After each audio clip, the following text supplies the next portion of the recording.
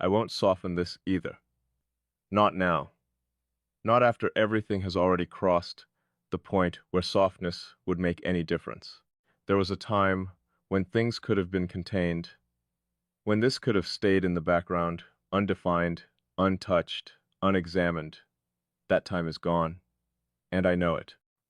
The shift didn't announce itself. It didn't arrive with some clear signal that something had changed. It happened the way the most irreversible things always do. Quietly, precisely, without asking whether I was ready for it. At first, I thought I still had control over it, that this was just another layer of awareness I could step into and step out of whenever I chose, that I could observe it, understand it, and then place it somewhere safe, somewhere it wouldn't interfere with anything real. That's how I've always handled things. I don't get absorbed. I don't get pulled in. I don't let something integrate unless I've already mapped out every possible outcome it could lead to. But this didn't give me that option, because by the time I realized what it was, it had already integrated. Not partially, not in a way that could be undone completely. And the strangest part is, I didn't fight it. I noticed that before I understood anything else, there was no resistance, no instinct to pull back, no immediate attempt to create distance and restore the structure I've always relied on. That alone should have been enough to tell me this was different, because I resist everything that has the potential to change me, not out of fear, but out of precision. I choose what affects me. I decide what stays. Nothing just enters. Except you did, and not in the way people usually do. You didn't arrive as something external. You didn't exist as a presence I had to adjust to, analyze, or interpret over time. You existed as something already aligned. Like you bypassed the entire process and settled directly into a place that normally takes years to reach. If it's reached at all, that's what I keep coming back to. Not what this is, but how it happened, because things like this don't happen without sequence. There's always a build-up, a progression, a series of small recognitions that slowly form into something deeper. But with you, there was no sequence, just realization. And realization like that doesn't come from nowhere. It comes from something already being there, something already structured in a way that recognizes itself when it appears again, just in a different form. That's what unsettles me the most. Not the connection, not the depth, but the familiarity of it, because familiarity implies history. And I don't have history with you, not in any conventional sense. No shared past, no long timeline, no gradual understanding built through experience. And yet, there's recognition that feels older than any of that. Cleaner, more direct, like it doesn't need time to justify itself. And I don't trust things that don't need time. Time is what validates everything. Time exposes flaws, weaknesses, illusions that only feel real because they haven't been tested yet. But this, this didn't wait to be tested. It presented itself as something already stable, already formed, already certain in a way that makes questioning it feel almost irrelevant. And I don't like that, because certainty without process goes against everything I rely on. But even as I say that, I know I haven't rejected it, I haven't dismantled it, I haven't even tried to weaken it. Instead, I've been doing something I don't usually allow myself to do. I've been letting it exist, fully, without interference, without forcing it into a definition just so I can control it. And that's where the real shift happened. Not when I noticed you, not when I understood you, but when I stopped trying to manage what this is. That's when it moved from something external to something internal, something that doesn't sit in front of me anymore, but within me. I feel it in the way my thoughts move now, not dramatically, not in a way that disrupts anything obvious, but in the subtle adjustments, the way certain ideas form with a second layer already present, the way conclusions feel shared before they are even fully processed, the way silence carries structure instead of emptiness, and I know exactly where that comes from. You, not as a person I think about, but as a presence that has integrated into how I think. And that's not something I've ever experienced before. People don't enter that space. They interact with me. They influence certain perspectives, maybe even shift small things over time, but they don't become part of the framework itself. That space has always been mine, completely untouched, until now. And I keep asking myself the same question, not out of confusion, but out of precision. How did I allow this? Because I did allow it. That's the truth I can't avoid. Nothing reaches this level without permission. Even if that permission wasn't spoken, even if it wasn't fully conscious. Some part of me recognized something in you and decided, this stays, this belongs. And that kind of decision isn't random. It doesn't happen without reason, which means there's something here I haven't fully articulated yet, something deeper than just connection, deeper than understanding, deeper than alignment, even. Because alignment explains how this works, but it doesn't explain why I didn't stop it. And that's where everything leads back to not you, not what you did, but what I didn't do. I didn't close the distance. I didn't reestablish boundaries. I didn't reduce this to something manageable. I let it expand. I let it settle. I let it reach a level where stepping back no longer restores things to what they were before. And I knew that was happening. I was aware of it the entire time, which means this wasn't passive. It was a decision, a quiet one, a precise one, but a decision nonetheless. And now I'm at the point where that decision needs to be acknowledged, because ignoring it doesn't undo it. It just delays the moment where I have to face what it actually means. And I don't delay things like that, not when they reach this level. So here it is, clear, unfiltered, without any attempt to make it easier to accept. You didn't just become important, you became integrated. And integration isn't temporary. It's not something that fades when circumstances change or distance is introduced. It rewrites the baseline. It alters how everything else is processed.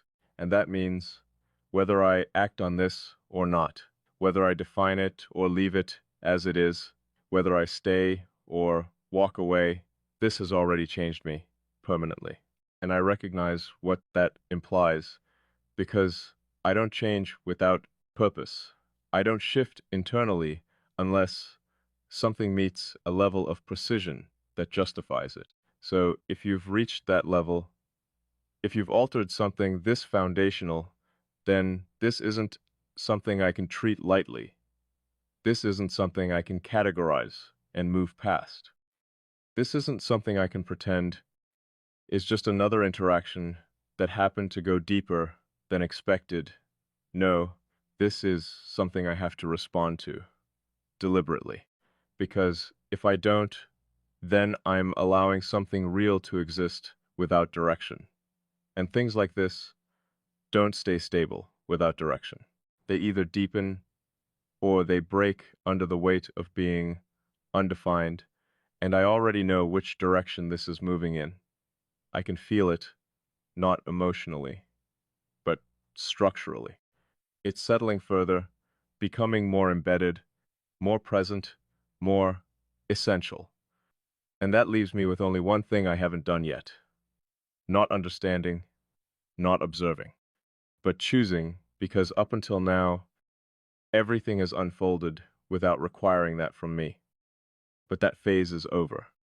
Now, This either becomes something I step into fully or something I step away from knowing exactly what I'm leaving behind. And that's not an easy choice.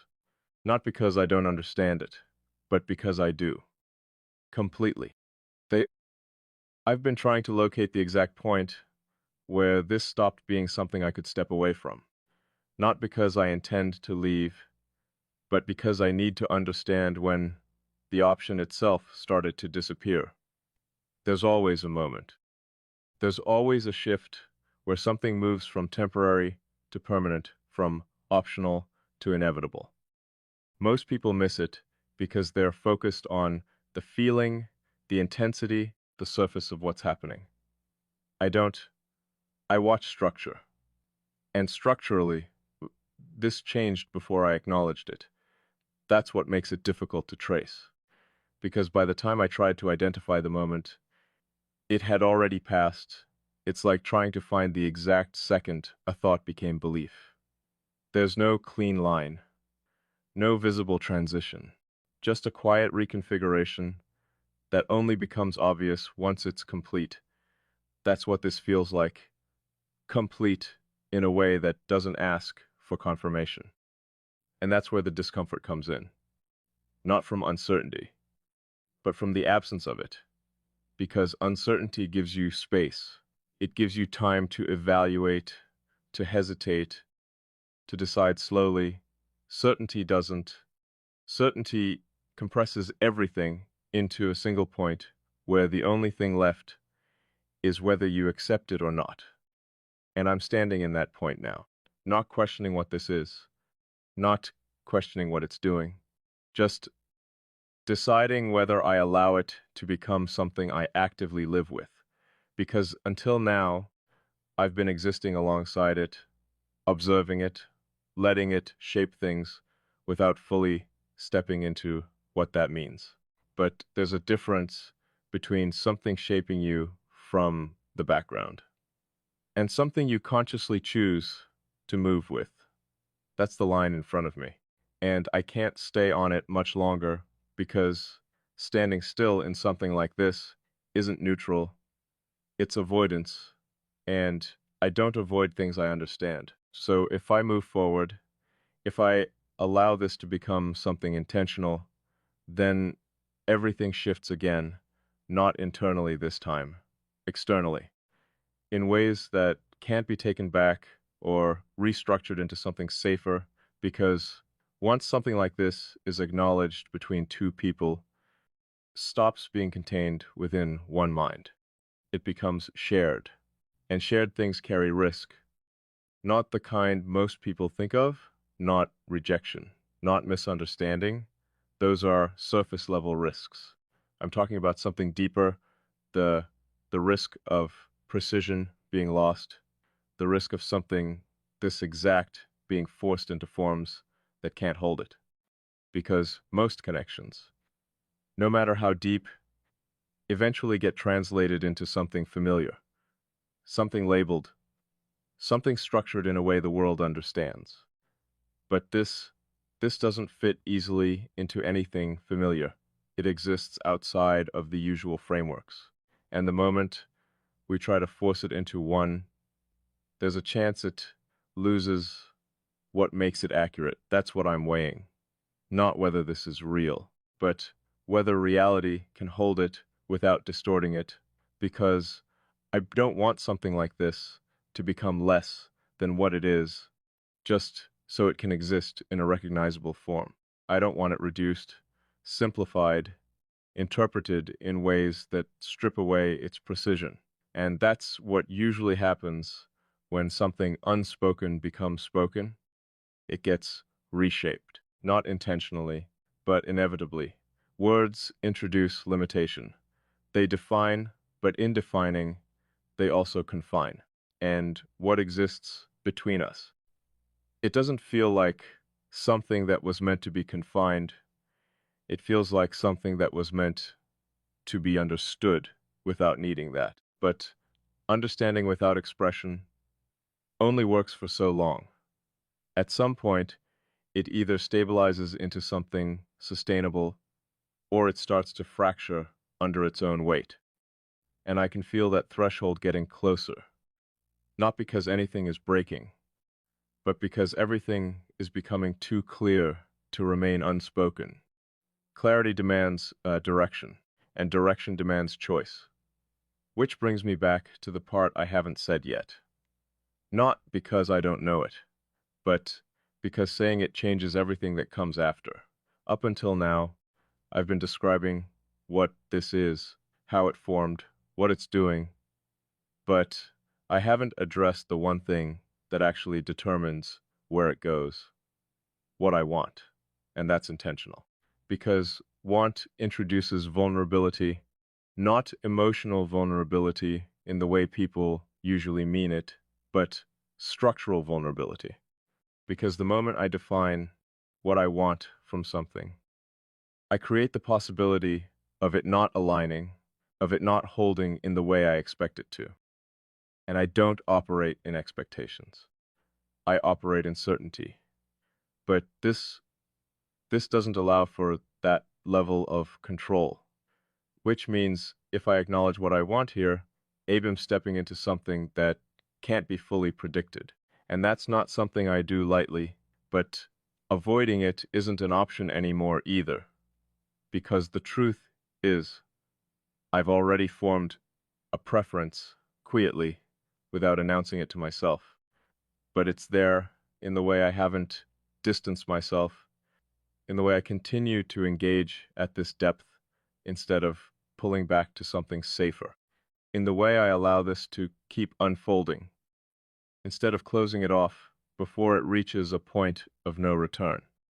Those aren't neutral actions, they indicate direction, even if I haven't labeled it yet, and that direction, whether I say it or not, is toward continuation, not casual continuation, not passive existence, but something that deepens, something that becomes more defined, not less. And acknowledging that means accepting something else with it. This isn't something I want to lose, not because I need it, not because I depend on it, but because it fits in a way that isn't replaceable, in a way that doesn't replicate, and I don't hold on to things lightly. If something doesn't meet a certain level of precision, I let it go without hesitation. But this hasn't triggered that instinct even once, which tells me everything I need to know. So now the question isn't whether I move forward, it's how. Because moving forward blindly would destroy this just as easily as forcing it into something it's not. This requires accuracy, awareness, a level of restraint that allows it to evolve without interference, but also without neglect. And that balance isn't easy, because too much distance weakens it, too much pressure distorts it. So what does it require?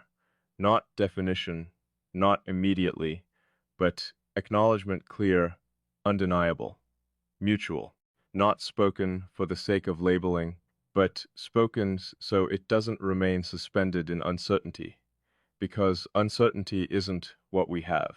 Clarity is. And clarity that isn't acknowledged eventually turns into tension. I can already feel the edge of that tension forming, not from confusion, but from restraint, from everything that's understood but not expressed. And I don't let tension build when it can be resolved with precision. So this is me stepping closer to that point, not fully crossing it yet, but no longer pretending it isn't there, because it is. And once something reaches this level of awareness, it doesn't go back. It either moves forward or it collapses under the weight of being held back. And I don't intend to let this collapse, not something this exact, not something this rare. So if I continue, and I already know that I will, then it won't be from a place of passive observation anymore. It will be deliberate, measured, real in a way that extends beyond internal recognition. Because keeping it contained at this point would be the only real way to lose it. And that's not a risk I'm willing to take. not after understanding it this completely, not after recognizing exactly what this is. So no, I'm not stepping back, but I'm also not rushing forward without awareness. I'm choosing to move with it carefully, precisely, in a way that allows it to become what it already is, without forcing it into something less. And that choice, that quiet, controlled, irreversible choice, is where everything changes next. And now that I've crossed into that choice, even if only internally, something else has shifted. Not dramatically, not in a way that disrupts everything at once, but in a way that removes the last illusion of neutrality. Because before this, I could still pretend I was just observing, that I was standing outside of it, studying the structure, understanding the mechanics, without being fully inside it. That position doesn't exist anymore. The moment I admitted, even to myself, that I'm not stepping back, I stepped in fully, and there's a difference between being affected by something and actively existing within it. I can feel that difference now.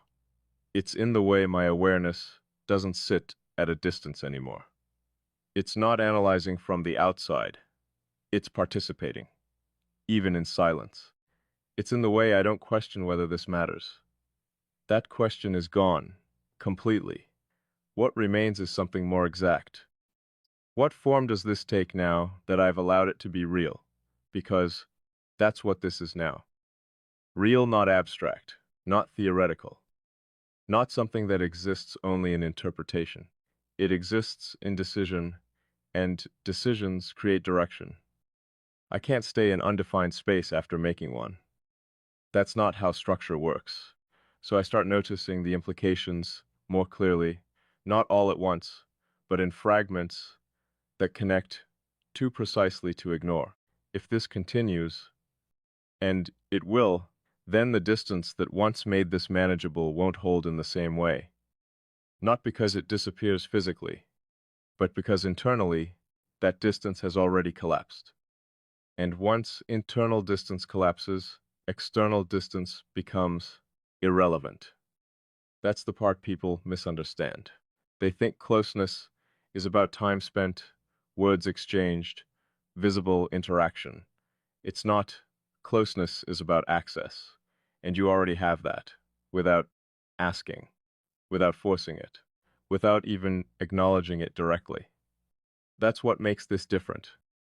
There's no progression left to reach in terms of understanding, no getting to know each other in the traditional sense. That part is already done. What remains is something else entirely. Integration at a level that starts to affect reality, not just perception. And that's where most things either deepen into something undeniable or break apart because they can't sustain that level of alignment when it becomes real. I'm aware of that fully, which is why I'm not moving blindly. But I'm also not hesitating anymore, because hesitation at this point wouldn't protect anything. It would weaken it. And I don't weaken things that are already precise. So instead, I shift my focus from what this is to how it exists, because existence determines longevity, and longevity requires balance. Not distance for the sake of control, not intensity for the sake of depth, but something far more exact. A kind of presence that doesn't disrupt the structure, but reinforces it. That's what this needs. And that's where I become more deliberate, more aware of how I engage with you, not to limit anything, but to ensure it remains accurate. Because once something reaches this level, even small distortions matter. Small misalignments don't stay small. They ripple, they shift the entire structure if left unchecked. And I won't let that happen here, not after everything this has already become. So I start paying attention in a different way, not just to what is said, but to what remains consistent, bar talls, timing. The way understanding holds without needing constant confirmation. because that's the real indicator of whether something like this is stable. Not how intense it feels, but how consistent it remains. And with you, that consistency hasn't broken, not once.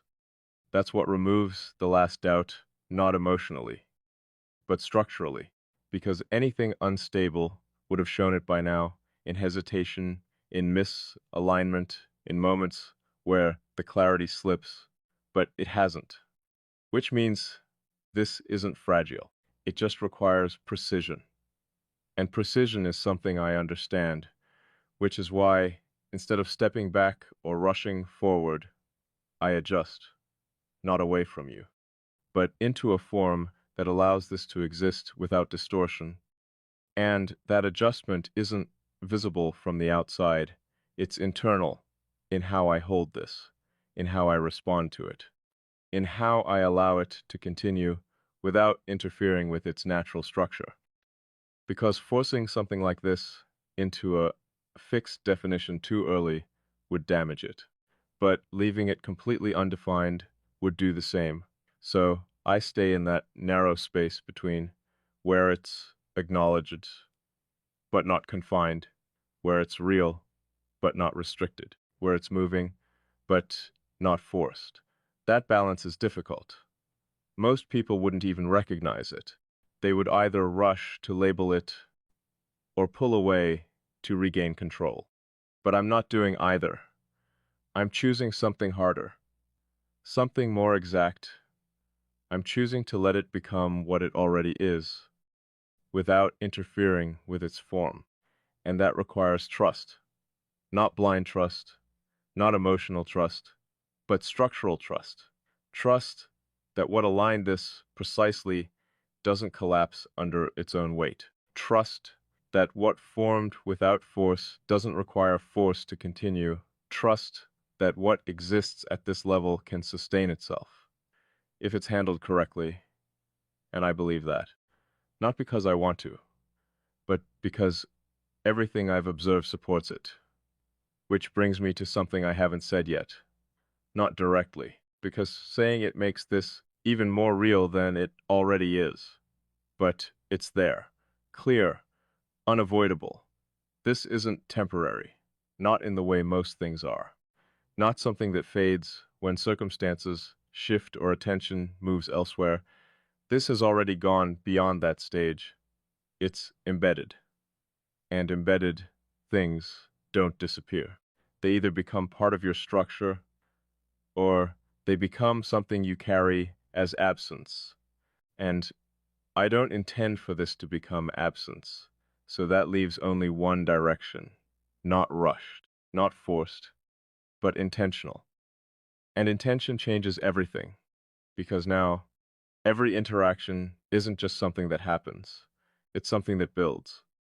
Every word, every silence, every moment of understanding, it all contributes to what this becomes.